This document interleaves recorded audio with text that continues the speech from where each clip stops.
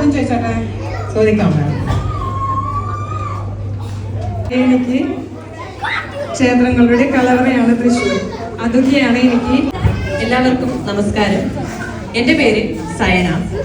കലയിലും രാഷ്ട്രീയത്തിലും ഭക്ഷണത്തിലും പ്രസിദ്ധമായ കണ്ണൂരാണ് എൻ്റെ സ്വദേശം. ഞാനൊരു അധ്യാപികയാണ്. എന്നാൽ ഇപ്പോൾ ഞാൻ ജോലി ചെയ്യുന്നില്ല. എനിക്ക് 1.5 വയസ്സുള്ളൊരു മോനുണ്ട്. മോൻ്റെ പേര് എംലിൻ. അതുപോലെ എൻ്റെ എല്ലാ കാര്യങ്ങൾക്കും പിന്തുണ നൽകുന്നൊരു ഭർത്താവിൻ്റെ പേര് അരുൺ. അച്ഛനും അമ്മയും നാട്ടിലാണ്.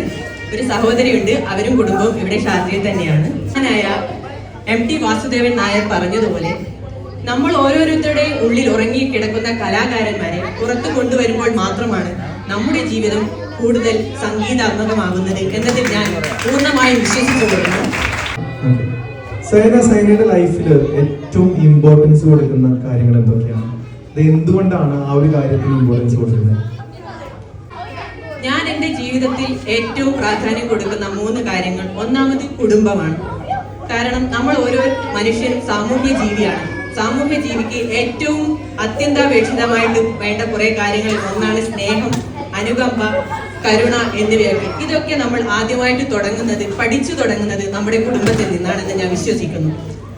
അടുത്തതായി എനിക്ക് ഏറ്റവും ഇമ്പോർട്ടൻ്റ് ആയിട്ട് എനിക്ക് തോന്നിയിട്ടുള്ളൊരു കാര്യം ആരോഗ്യമാണ്. നല്ലൊരു ആരോഗ്യമുള്ള ശരീരത്തിൽ മാത്രമേ നല്ലൊരു ആരോഗ്യമുള്ള ചിന്തയും മനസ്സും ഉണ്ടാകുമെന്ന് ഞാൻ വിശ്വസിക്കുന്നു. പ്രധാനമായി തോന്നിയ മറ്റൊരു കാര്യമാണ് സമ്പത്ത് ഉണ്ടെങ്കിലേ നമുക്ക് ജീവിതത്തിൽ എല്ലാം കൈവരിക്കാൻ പറ്റുള്ളൂ എന്ന് എനിക്ക് തോന്നിയിട്ടുണ്ട്. പല കാര്യങ്ങളും, അതായത് ചിലപ്പോൾ പണം കൊണ്ട് നമുക്ക് എല്ലാം നേടാമെന്നൊന്നും പറയുന്നില്ല ഞാൻ. പക്ഷേ ഒരു നേരത്തെ നമ്മുടെ സങ്കടത്തെ ഇല്ലാതാക്കാൻ ഈ പണത്തിന് പറ്റും. അതാണ് അതിന്റെ ശക്തി. ഈ 3 കാര്യങ്ങളാണ് എൻ്റെ ജീവിതത്തിൽ എനിക്ക് ഏറ്റവും വലിയ കാര്യങ്ങളായിട്ട് തോന്നിയിട്ടുള്ളത്. മിസ് ഫെമ്മി മലയാളി മംഗ 2025 ആരായിരിക്കും അത്?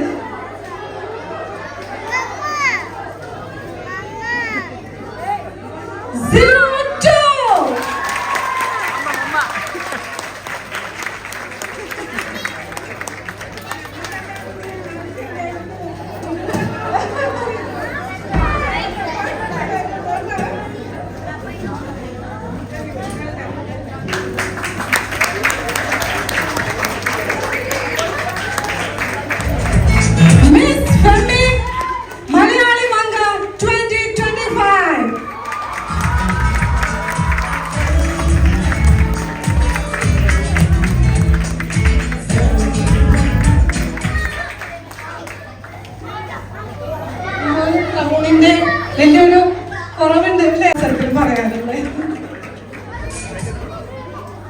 നേരത്തെ ഒരുപാട് വേർഡ്സ് കിട്ടിയിരുന്നു സംസാരിക്കാൻ. ഇപ്പൊ ഒന്നും കിട്ടുന്നില്ല. പിന്നെ ഏറ്റവും പുറകിൽ എൻ്റെ കുടുംബമുണ്ട്. അവർക്ക് ആദ്യം തന്നെ നന്ദി പറയുന്നു. ഇങ്ങനെ ഞാനിവിടെ വന്ന് നിൽക്കുന്നതിന് ഏറ്റവും കാരണക്കാരായ വ്യക്തികൾ അവിടെ ഉണ്ട്.